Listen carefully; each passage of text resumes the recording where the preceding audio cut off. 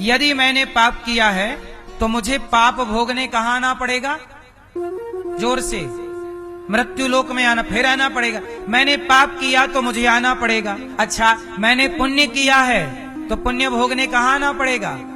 फिर से मुझे मृत्यु लोक में आना पड़ेगा। मैंने पुण्य किया है तो मुझे सुख मिलेगा ना। सोने की चम्मच में दूध पीते हुए बच्चे को आपने देखा, पुण्यात्मा है तब ना सोने के झूले में झूला झूलता, नहीं तो आदमी को तो लकड़ी का झूला नसीब नहीं होता। बोलो हाँ। तो पाप करोगे तो भी पाप का फल दुख भोगने आओगे, और पुण्य करोगे तो पुण्य का फल सुख भोगने आओगे। मतलब दोनों परिस्थिति में आना कहां पड़ेगा? बोलो यहां। तो दोनों ही आपको यहां लाके पटकेंगे। पाप भी पटकेगा तो पाप पटकेगा तो दुखी बना के पटकेगा, और पुण्य पटकेगा तो सुखी बना के। आप सुखी हैं तो आप पुण्यात्मा हैं, और आप दुखी हैं तो आपके पाप हैं जो भोगना पड़ रहा। तो दोनों ही परिस्थिति में आपको आना यही है। लेकिन मैं चाहता हूं कि यहां ना आऊं। मोक्ष पाना है ना, हम बात मोक्ष की करें तो मोक्ष पाने के लिए क्या करना पड़ेगा? क्योंकि पाप हमने, या तो आपने पाप किए होंगे या तो आपने पुण्य किए होंगे। तीसरा आप क्या करते हो? या तो आपने पाप किए होंगे, किसी की हत्या की होगी, झूठ बोला होगा, या तो आप पुण्य किए होंगे, किसी को भोजन कराया होगा, सच बोला होगा, दया की होगी, पुण्य। या तो आप पापी होंगे या तो आप पुण्यात्मा होंगे, या तो मिक्स होंगे, दोनों होंगे। चलो दोनों हम अलग अलग भी कर लें, छन्नी से छान के पाप अलग कर लें, पुण्य, तो भी निकलेगा तो पाप और पुण्य ही। लेकिन इस दोनों से आपको आना यही पड़ेगा। अब मोक्ष कैसे मिलेगा? कबीरदास जी कहते हैं, चलती चक्की देख कर दिया कबीरा, दो पाटन के बीच में साबुत बचाना। ये चलती चक्की पाप और पुण्य की चक्की है, जीवन और मृत्यु की चक्की है, सबको पीस रही है। दो पाटन के बीच में जन्म मृत्यु सबकी हो रही है। आपका जन्म हुआ फिर मर गए, जन्म हुआ फिर मर गए, जन्म हुआ फिर मर गए, जन्म हुआ, यही चल रहा। करोड़ों बार से आपका यही चल रहा। चलती चक्की देखकर कबीर जी रो रहे हैं, दिया कबीरा रोए, कोई साबुत नहीं है, सब पिस रहे। तब कबीरदास जी का एक धर्म का बेटा है कमाल। कबीरदास जी का कौन बेटा है? कमाल। नाम कमाल है, धर्म का बेटा है।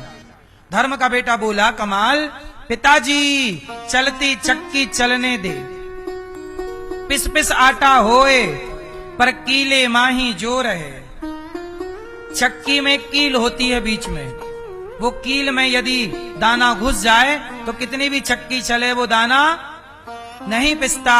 जो एक भगवान की श्री हरि की शरण में चला गया वो मोक्ष पाएगा। वो पाप पुण्य सब नष्ट, गोपियां भगवान की शरण में आई, सब छोड़ करके उनके सारे पाप पुण्य नष्ट हो गए और वो मोक्ष की अधिकारी हो।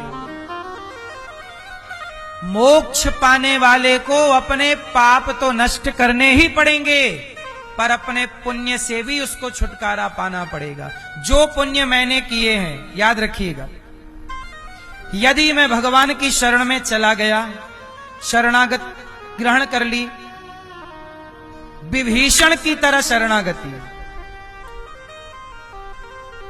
सब शरण में गया तो मेरे पाप तो हो जाएंगे नष्ट। सन्मुख हो ही जीव मोहि जबहि, जन्म कोटि अघनासहि तबहि, पाप हो जाएंगे नष्ट। पर जो मैंने पुण्य किए हैं, पुण्य जो है मेरे बेटा बेटी में, मेरे परिवार में भगवान बांट देंगे और मुझे पुण्य से भी मुक्त करके मोक्ष का अधिकारी बना देंगे।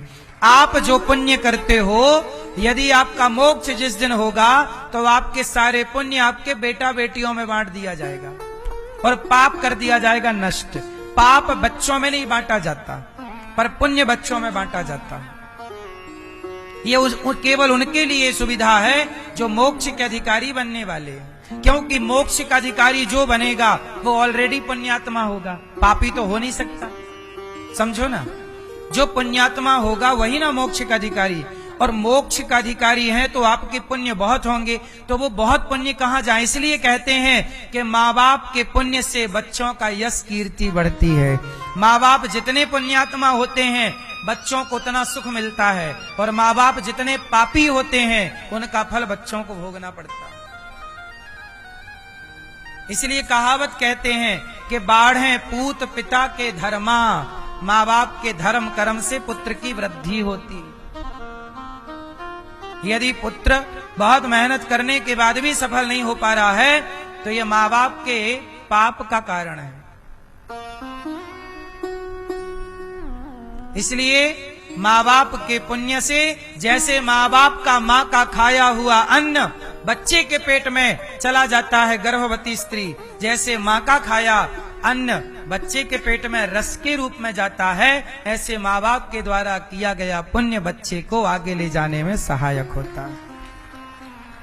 इसलिए भगवान कृष्ण जब प्रकट भये तो भगवान कृष्ण के प्रकट होने पर नंद बाबा ने कन्हैया के नाम से गौ दान किया, भूमि दान किया, अन्न दान किया, ताकि इस पुण्य से मेरे कन्हैया की आयु लंबी हो। मेरे पहले के जमाने में बच्चा होता था तो बच्चे के नाम से लोग पुण्य करते थे कि मेरे बेटे के नाम से ये पुण्य, मेरे बेटे के नाम से ये, ताकि उससे, उस पुण्य से उसके जीवन में आने वाला संकट टल जाए, कट जाए। और बच्चे की आयु, आप जब कोई पुण्य करते हो तो अपने आप आपके बच्चों की आयु लंबी हो जाती है। इसलिए कहता हूं, बच्चों के नाम से गौरी गोपाल में संतों के लिए भोजन का दान किया करो। हजारों संत यहाँ भोजन करते हैं। वृद्ध माताएं, 309 वृद्ध माताएं रहती हैं, उन माओं को बच्चों के नाम से भोजन कराया करो। अन्न दान करोगे, निश्चित ही आपके बच्चों को भी, आपके पितरों को भी उसका फल प्राप्त होगा।